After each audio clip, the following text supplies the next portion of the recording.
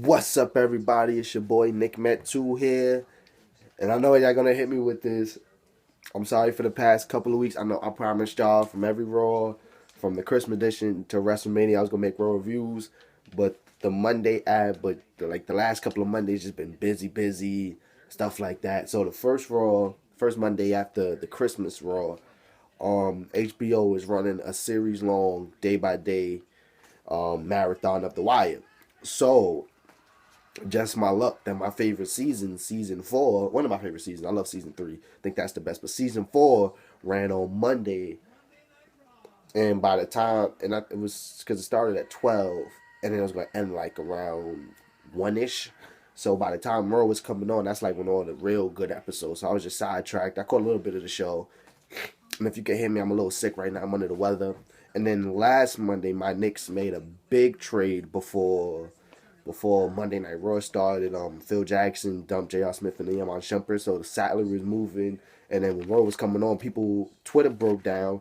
People were still trying to figure out which piece is going where. They thought the Knicks were getting the first round pick, so it was a big mess. So I wasn't really focused on Raw, but today I'm focused. Let's get into it. We have Cena and Authority promo. Let me just say, last week John Cena's appreciation night was very fantastic. I love how they did it. They made him the hero while still looking like a jerk. He had all his friends fire while he had balloons and confetti. That shit was perfect. That's like a good Cena bashing right there.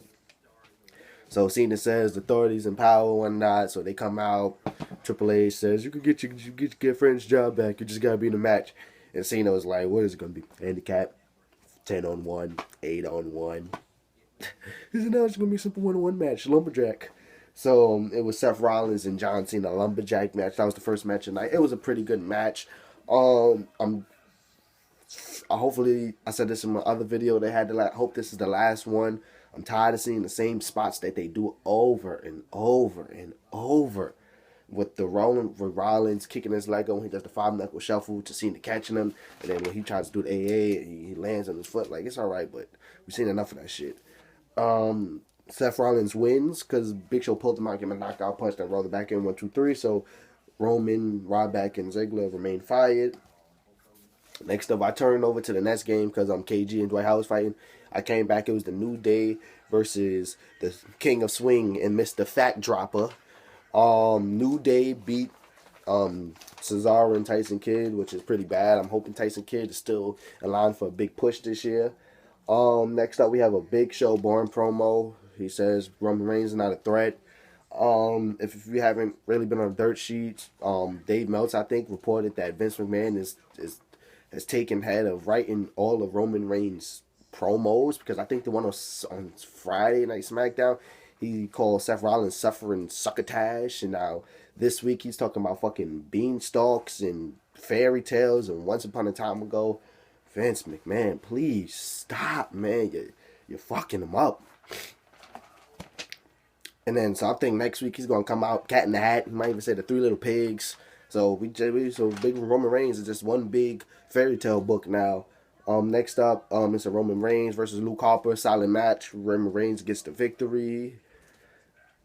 Big Show lays out Roman Reigns at the end. Next up, you have Naomi taking on Alicia Fox. Naomi, like the Brie Bella thing, she has one arm tied behind her back. Alicia Fox beat her. Boring match. This match was so boring. The crowd was so dead. You could fucking hear a pin drop in that arena. Whew. Whew. If you're gonna give divas some matches, can we at least get some talented ones? Can we get Emma versus Paige or something like that? It doesn't have to be like the NXT show, but give us some moves. This match was boring. It's like one of the worst diva matches in a while.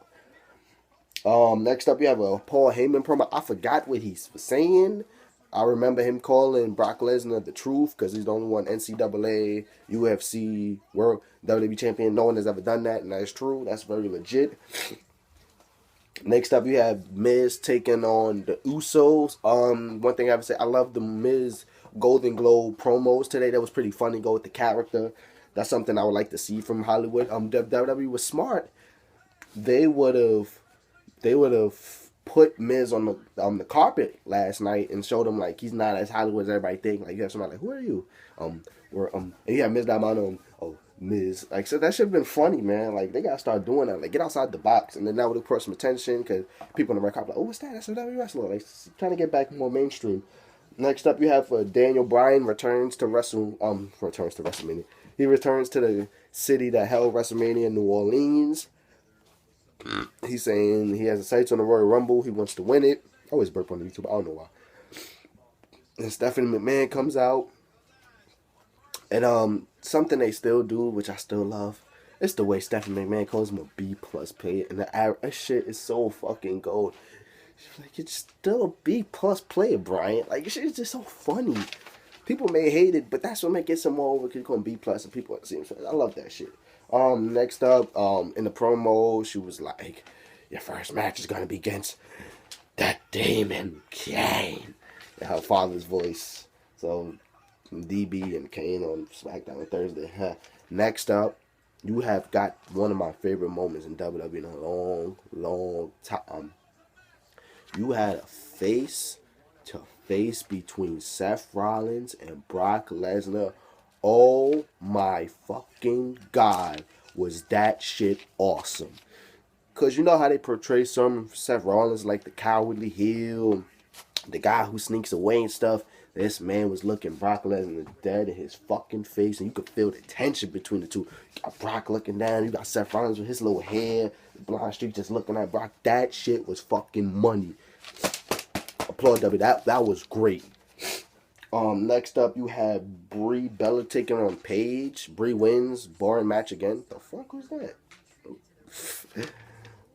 Next up, you have Macho Man being finally inducted into the WWE Hall of Fame. A lot of wrestling fans have said that without Macho Man in the Hall of Fame, that the Hall of Fame is worthless. I just wish they could have done this while he was still alive. It would have been much more better. But Randy Savage, the Macho Man, ooh yeah, is finally going to the Hall of Fame. It's going to be a good introduction. Hulk Hogan is going to introduce him. That's probably going to be tears. I know the two hate each other, but that's somebody you built the company with. So I'll love to see it. And next up, you have the Ascension and a squash match. Just the same way I feel about Russo and squash matches. Squash matches does nothing for me personally because they're not facing nobody. Let me get a storyline, and then I'm going to view what they look like. When Rusev finally got the storylines, his character went up. Like, all them squash matches didn't help one bit to me. I know they want to build them up, but let me get a storyline with the Ascension, and we'll see. We'll talk.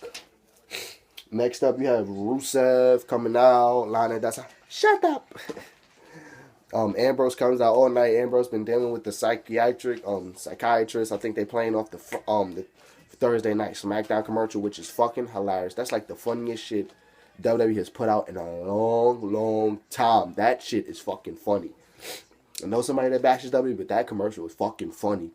I'm about to say, Rusev won. It was like some weird, because I was on my phone, I was tweeting and shit. I was talking to my niggas on Twitter. If you don't have me on Twitter, laidback_T. I talk about wrestling, sports, all that. So follow me if you have Twitter. I was tweeting, and then like they said match is over, and I look up. Some people like, what the fuck was that finish? Oh. And then next up, you have the money segment of the night: the Cena, Lesnar, Rollins contract signing. This segment was gold as well.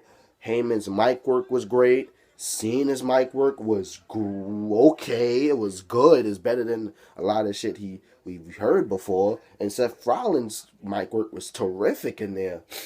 And then, contract signings, like CM Punk said, just drop the charade and get to it. So it starts breaking down. Brock gives a German to Cena, and then he gives a German to Rollins. And then Cena gets up FUs to Brock. And then, I forgot what Rollins did. I think he kicked Cena, something like that. But he gave Cena a curse down, then he gave Lesnar a curse down. So, it was fucking a great night for Seth Rollins. I'm giving this episode of Raw a 4.5. It was very lacking. Hopefully they get this shit together. But yeah, it's your boy Nick Met 2. Like, comment, subscribe. I know I've been back. And I'm definitely going to give you guys a video this week. I went to TNA Lockdown on Friday. I'm giving my thoughts and views of that taping with my bro Lavelle and Yusuf. We had a good time. Check out for that video. Like, comment, subscribe. It's your boy Nick Met T. We out. Peace.